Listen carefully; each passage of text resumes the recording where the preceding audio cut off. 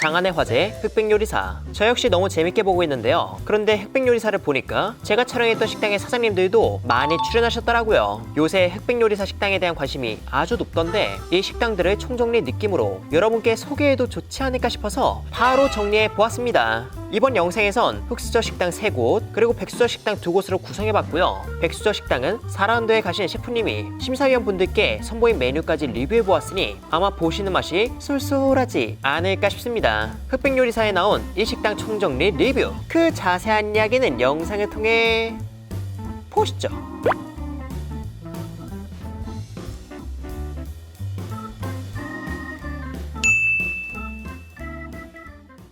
일단 제가 첫 번째로 소개할 식당은 흑수저 참가자로 나온 50억 초밥왕의 식당입니다. 바로 경기도 수원시 영통구에 위치한 오늘의 회전초밥이에요. 오늘의 회전초밥은 오늘의 초밥이라는 수원 영통구의 인기 초밥집에서 운영하는 회전초밥집으로 웨이팅에 있을 정도로 핫하다고 해서 리뷰하러 갔었습니다. 이곳 같은 경우 초밥 하나하나의 크기가 큼지막한 편이었고요. 접근성 좋고 대중적인 맛을 지향하는 캐주얼 초밥임에도 고등어 봉초밥, 방어 가마살 초밥, 호토막기, 성게를 더한 블랙 타이거 새우 등 비교적 다양하고 퀄리티 높은 재료를 쓴다는 점에서 다른 회전초밥집과의 차별점이 분명해 보였습니다. 그리고 가장 중요한 맛에 대해 말하자면 밥이 꽤 달큰한 편이었어요. 요새는 밥을 많이 달지 않게 하는 곳이 많아졌지만 여긴 찰기가 은근히 있으며 단맛도 은근히 있어서 초밥 자체를 가볍게 즐기는 손님들 입에는 알차고 신선한 재료가 주는 만족감과 새로움에 맛있게 드실 거라고 보았습니다. 반면 초밥 밥이 달달한 걸 선호하지 않는 분들 입에는 밥의 개성이 조금 강하게 다가올 듯 싶었죠. 가격은 초밥의 사이즈나 재료의 단가를 생각했을 때 결코 비싸게 파는 건 아니라서 인당 2, 3만원 또는 좋은 구성을 먹는다면 3, 4만원 정도의 알차게 먹을 가격이었는데 자세한 리뷰가 궁금하다면 고정 댓글의 영상을 참고해주세요. 그리고 다음으로 소개할 식당 역시 흑수저 식당입니다. 바로 서울 은평구 연신내에 위치한 스낵바 세이지 어부바예요. 스낵바 세이지 어부바는 숙성회와 계절식재료 요리를 푸짐하고 좋은 가격에 파는 식당으로 이곳 사장님께서는 일식타짜라는 닉네임으로 참여하셨는데 영상으로 보니 반가웠죠. 아무튼 제가 이 식당을 리뷰했던 이유는 이 동네에서 이미 유명한 식당인 것도 있지만 제가 생각했을 때 가격 대비 가성비 좋게 음식을 내어주시고 음식 솜씨 역시 좋았기 때문이에요.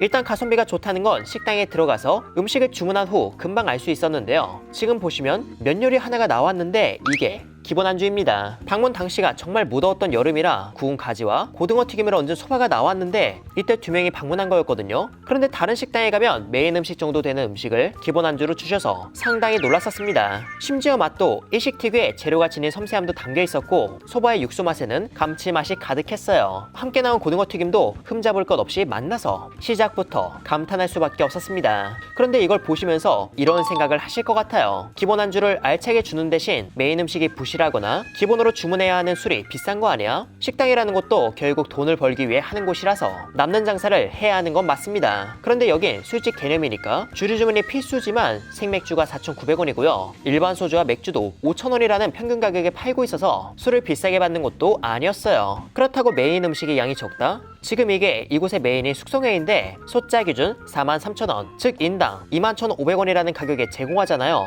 횟감의 가짓수도 적지 않으며 무엇보다 횟감마다 어울리는 소스로 맛의 재미를 더했고 덮밥까지 함께 제공합니다. 요새 이자카야에 가서 숙성회를 주문하면 5, 6종의 숙성회를 인당 한두 점씩 주고 4, 5만원 정도에 팔잖아요. 이런 걸 생각하면 이 역시 비싸다고 볼 순 없습니다. 물론 숙성회를 다루고 술도 파는 업장이라 인당 10,000원 이하로 끝나는 곳은 아니라 싸다는 얘기는 하지 않겠지만 알찬 곁들임 안주와 적당한 술값, 숙성회의 퀄리티와 요리들의 맛들을 보았을 땐 합리적이라고 보았죠. 그렇다면 이곳의 맛은 어땠을까요? 정말 간략하게 말하자면 대중적이면서도 맛깔스럽습니다. 횟감마다 어울리는 소스를 더했는데 초장이나 간장과는 다른 느낌이지만 맛있다는 느낌을 전해주었고요. 횟감의 숙성 정도 역시 매니악하지 않아서 회를 자주 즐기지 않던 분이라도 괜찮게 드실 정도였습니다. 흑백요리사를 보고 관심이 생긴 분 중에서 술을 가볍게 한 잔 곁들이는 게 부담되지 않는 분이라면 이곳 추천드립니다. 그리고 여긴 숙성회도 숙성회지만 사장님이 일본에서 생활하며 배운 요리나 경험한 이야기가 담긴 계절 요리들이 정말 다양하게 있는데 이는 메뉴가 상시 바뀌니까 방문해서 이렇게 보여주시는 계절 메뉴 중에서 골라 드시는 것도 좋을 것 같습니다. 이런 음식들도 양이 상당하고 맛깔스럽더라고요.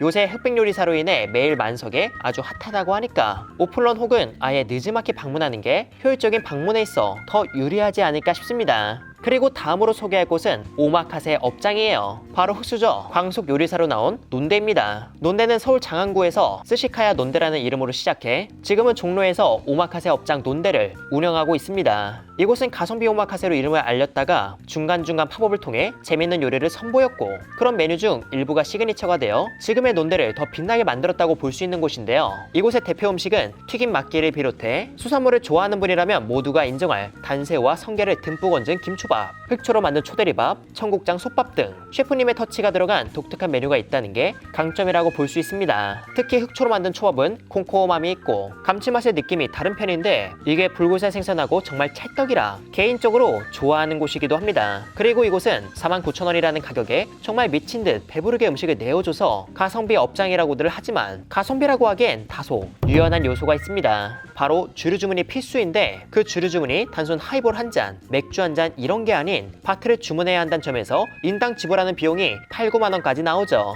그래서 술에 돈을 아끼지 않는 분이라면 마신 술과 음식의 가치를 합산하여 나름 가성비 좋은데? 라고 말할 수 있지만 술을 아주 가볍게 즐기거나 일반 맥주, 소주만 즐기시던 분들께는 가성비 업장이라 보긴 애매함이 있습니다. 이렇게 바틀 주문이 필수인 경우는 식당 운영 유지를 위한 것도 있지만 셰프님의 음식을 술과 함께 즐겼음 하는 바램과 술을 마시는 그런 분위기를 만들고자 이렇게 가격 및 주류 정책을 정한 게 아닐까 싶기에 이런 주류 정책이 괜찮다면 가보시는 걸 추천하지만 원래도 인기 있던 업장이라 더 가기가 어려워졌다고 하니까 조금 시간적 여유를 가진 뒤 나중에 예약을 도전해보시길 바랍니다. 참고로 종로의 논대 말고 장안구의 참치 논대, 서울숲의 스낵바 논대에서도 셰프님이 만든 음식을 접할 수 있으니까 블로그 리뷰를 참고해 주셔도 좋을 것 같습니다. 이제 다음으로 소개할 곳은 백수저 셰프님의 식당입니다. 현재 4라운드까지 올라가서 다음 주 세미파이널 2차전 무한요리 지옥에 출연할 장호준 셰프님의 식당 내기라이브예요. 내기라이브는 고급 횟감과 갑각류, 계절 요리에 중점을 둔 오마카세 업장으로 흔히 갑각류 오마카세로 알려져 있습니다. 가격은 런치 15만원, 디너 25만원이고 디너에는 주류 주문이 필수인 곳이죠.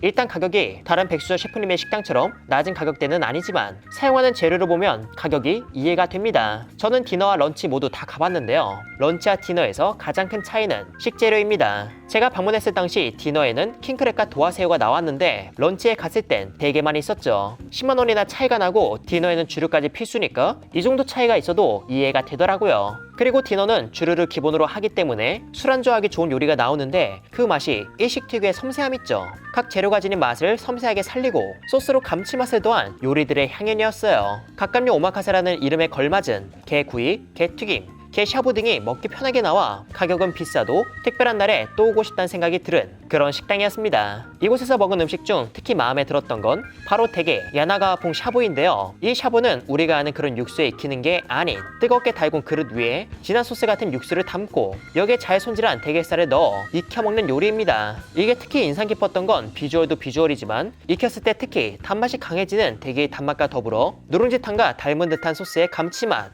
간, 계란의 내음 등이 계란의 식재료를 메인으로 두고 밸런스 좋게 다가와 호불호 없이 누구나 좋아할 그런 맛이지 않나 싶었습니다. 그리고 이렇게 가볍게 익힌 게살을 발라서 숟가락으로 떠먹으면 소스와의 합을 더 즐길 수 있고 게살도 이분하게 익죠. 이곳의 디너와 런치는 앞서 설명드렸지만 조금 더 간결하게 정리해서 말씀드리면 런치는 대게를 베이스로 여러 요리와 식사로 마무리하는 코스, 디너는 옥돔, 갈치, 성게, 도화새우 등의 요리로 더 나오고 킹크랩이 추가된 구성이라고 보시면 될 것 같습니다. 사실 대게도 대게지만 킹크랩도 상당히 비싼데 이걸 굽고 튀기고 손질하고 무엇보다 살아있는 것만을 사용하기 때문에 인건비부터 재료값까지 아주 만만치 않은 식사입니다. 파인다이닝에 이익이 부족해서 문을 닫는다는 말에 이것도 남일 같지 않겠다는 생각이 든 식사였습니다. 그런데 제가 인트로에서 장호준 셰프님께서 4라운드에서 선보인 나를 표현하는 요리의 음식도 소개한다고 했지만 아직 나오지 않았잖아요. 그 음식은 여기가 아닌 다른 곳에 있습니다. 그곳은 바로 서울 신사동에 위치한 내기다이닝 라운지예요. 내기다이닝 라운지는 앞서 내기라이브와 달리 단품으로도 음식을 즐길 수 있는 곳인데 저는 이곳의 음식을 전반적으로 조금씩 맛보고 싶어서 인당 15만원 코스를 주문했습니다. 참고로 주류와 함께 즐기는 걸 추천하지만 이날 컨디션이 좋지 않아서 술 없이 즐겼는데 술 없이 이렇게 식사만 할 수도 있다고 하니까 참고해주세요.